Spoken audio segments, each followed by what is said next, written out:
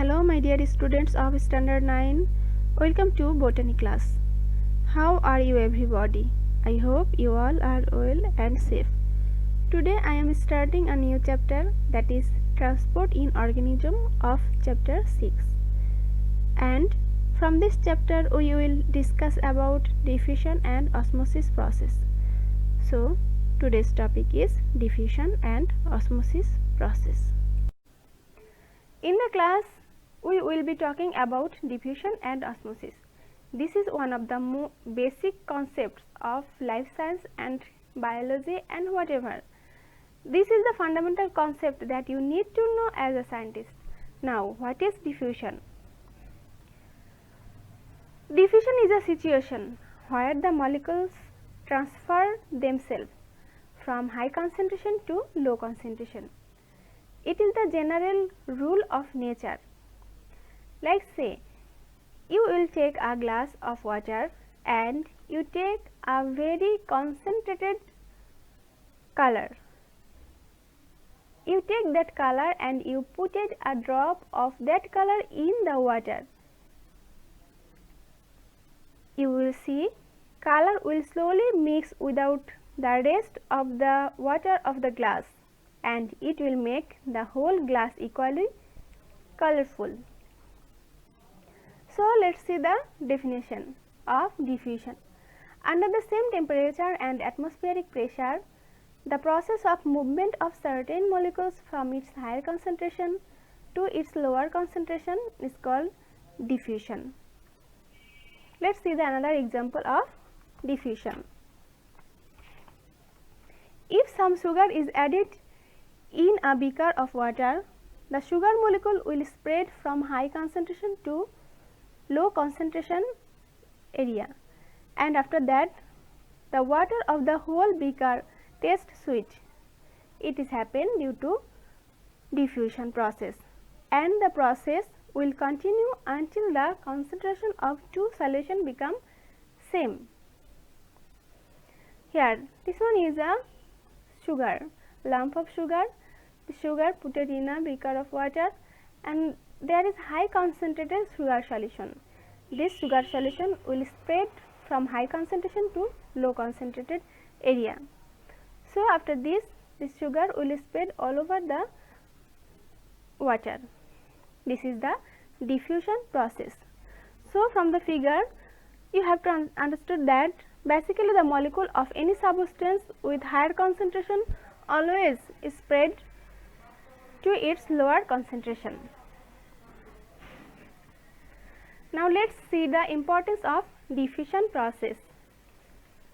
Diffusion is very important physiological process of plant's life. Number 1, the process of photosynthesis. Carbon dioxide enters into the leaves by the diffusion process. You know that photosynthesis is a physiological process of plant. Through this process, plants produces their own food. For the production of food, carbon dioxide is essential factor. So this carbon dioxide enters into the leaf by the process of diffusion. Another important importance of diffusion is for the process of respiration, oxygen enters into the cell by the process of diffusion. You know that the respiration is another physiological importance of plant's body. Through respiration, living organism produces energy, and you know that during respiration food substance breaks with the help of oxygen.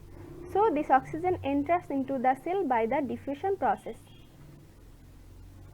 Now number 3, in the internal movement of water and mineral salts to the different parts of the plants occurs by the process of diffusion. You know that the plant absorbs water from the soil by osmosis process, and the absorbed water is spread all over the body by the process of diffusion. Diffusion plays a significant role in the process of transpiration. Here, transpiration is another important process of plants. Through this process, plants releases excess water. in the form of water vapor. Due to diffusion, the cell become turgid. Here, a flaxseed cell become turgid by the absorption process of water, and plant absorb water by the process of diffusion. Last one is diffusion plays a significant role in opening and closing of stomata, and you know that stomata is a small pore which encircled by two guard cells, and through the stomata plants releases excess water in the form of water vapor through transpiration process.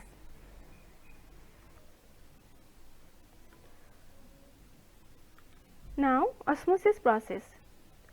To understand the process of osmosis, we need to know the characteristics of the membrane, which separating two differently concentrated solution. Membrane may be of three types. Number 1, permeable membrane. Permeable membrane, the membrane through which molecule of both solute and solvent can pass easily. Example, cell wall. And you know that what is solution? Solution means the mixture of solute and solvent, and through this membrane both solute and solvent can pass. The second membrane is semi-permeable membrane. Here semi means half, okay? The membrane through which only solvent can pass, not solute. It is called semi-permeable membrane. Example, cell membrane. That means in the solution only solvent can pass, not solute. Number 3, impermeable membrane. The membrane through which molecule of both solute and solvent cannot pass.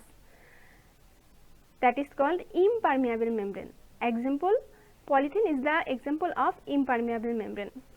Now let us see the definition of osmosis process. Now let us see the figure. Here two different concentrated solution of the same solvent is kept separated by a semi-permeable membrane.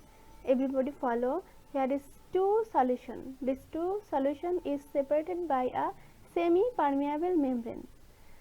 This compartment there is concentrated sugar solution and there is dilute sugar solution, okay, and the movement of water occurs from dilute solution to concentrated solution. And second figure, there is both are same concentrated solution, because we know that the process of osmosis will continue until the concentration of two solution become same. Now let us see the definition of osmosis. Under the same temperature and atmospheric pressure, when two different concentrated solution of the same solvent are separated by a semi-permeable membrane, the movement of solvent from dilute solution to concentrated solution is called osmosis process. So here water moves from the dilute solution to concentrated solution, and the process will continue until the concentration of two solution become same. Now everybody, let us see the absorption of water by root cell through osmosis process. Let us see the figure. Here the absorption of water takes place. One thing you remember that plant absorb water from the soil through their root hair. This one is, everybody follow, this one is the root hair. Plant absorb water from the soil by their root hair through osmosis process. The wall of the root hair is permeable. Here seen the wall, the cell wall, that means root hair wall is made is permeable, okay everybody. So first it absorbs water through imbibitions. Imbibitions is the another absorption process. The process by which dry or semi-dry colloidal substance absorb water is called imbibition. So root hair, over the root hair there is cell wall. So plant first absorb water through the imbibition process. and the absorbed water come in contact with semi-permeable membrane which remain below the cell wall. The concentration of the central solution of the root hair is higher than that of its environment, and thus water enters into the cell through osmosis process. The concentration of the cell sap from the outer membrane to the center of the root cells is not equal. Consequently, due to the intracellular osmosis, water flows from one cell to another cell, that means from epiblema to cortex, then endodermis, and finally reaches the leaves through the xylem vessels of the stem. When water reaches the xylem vessels, then absorption process is finished and transpiration process is open.